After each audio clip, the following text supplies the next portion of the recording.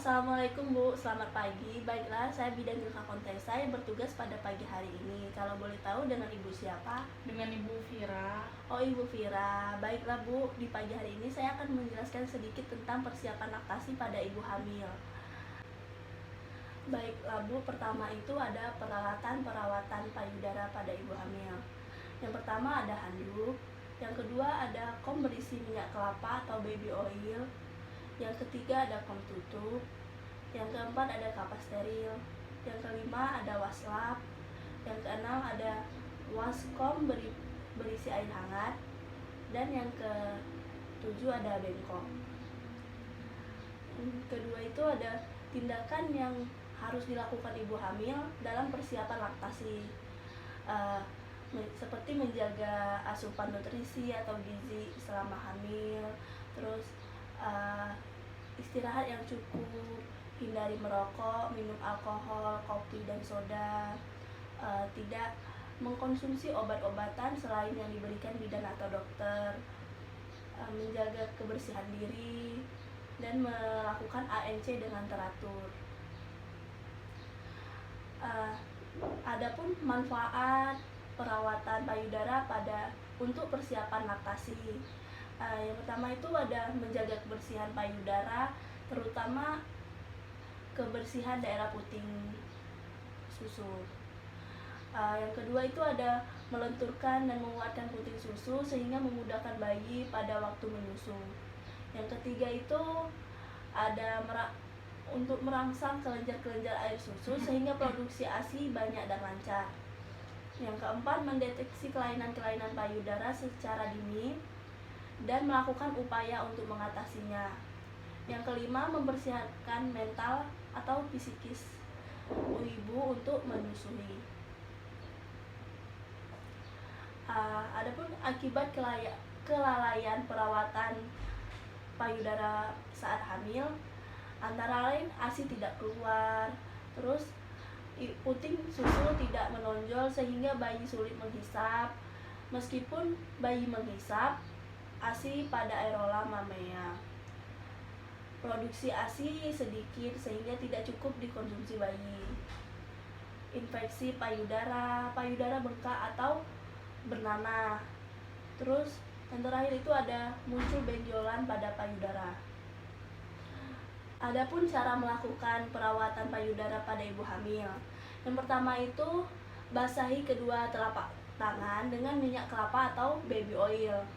Yang kedua, kompres puting susu sampai areola mamae dengan minyak kelapa selama 2-3 menit. Tujuannya untuk memperlunak kotoran atau kerak yang menempel pada puting susu sehingga mudah dibersihkan. Jangan bersihkan dengan alkohol atau yang lain seperti yang bersifat iritasi karena dapat menyebabkan puting susu lecet. Yang ketiga itu kedua puting susu dipegang terus ditarik ke arah dalam dan ke arah luar atau searah dan berlawanan jarum jam. Yang keempat itu ada pijat kedua areola mamae hingga keluar 1-2 tetes. Yang kelima, kedua puting susu dan sekitarnya dibersihkan dengan air hangat dan handuk kering bersih. Yang keenam, pakailah BH yang menompang payudara dan sesuai dengan bentuk payudara. Jangan ketat dan menekan payudara hanya karena ingin mempertahankan bentuk payudara. Mempertahankan bentuk payudara setelah hamil itu dapat dilakukan dengan gerakan memperkuat otot pectoralis. Kedua lengan disilangkan di depan dada, saling memegang siku lengan lainnya. Kemudian lakukan tarikan sehingga terasa tegangan otot-otot di dasar payudara. Baiklah Bu, apakah ada yang ingin ditanyakan atau ada yang belum paham dari penjelasan saya tadi? Tidak ada Bu, saya sudah paham. Baiklah Bu, kalau Ibu sudah paham, saya akan melakukan evaluasi dari konseling perawatan payudara pada ibu hamil. Apa saja peralatan perawatan payudara pada ibu hamil yang saya jelaskan tadi? Nah, peralatannya itu yang pertama handuk, lalu kom untuk berisi baby oil, yang berikut kom tutup, kapas steril, waslap, eh, waskom berisi air hangat, dan yang terakhir bengkok. Baiklah Bu, saya akan menyimpulkan dari penjelasan saya tadi. Penjelasan saya tadi antara lain ada peralatan perawatan payudara ibu hamil. Yang kedua itu ada tindakan yang harus dilakukan ibu hamil dalam persiapan laktasi. Yang ketiga itu ada manfaat perawatan payudara untuk persiapan laktasi. Yang keempat ada kelalaian akibat dari kelalaian perawatan payudara ibu hamil.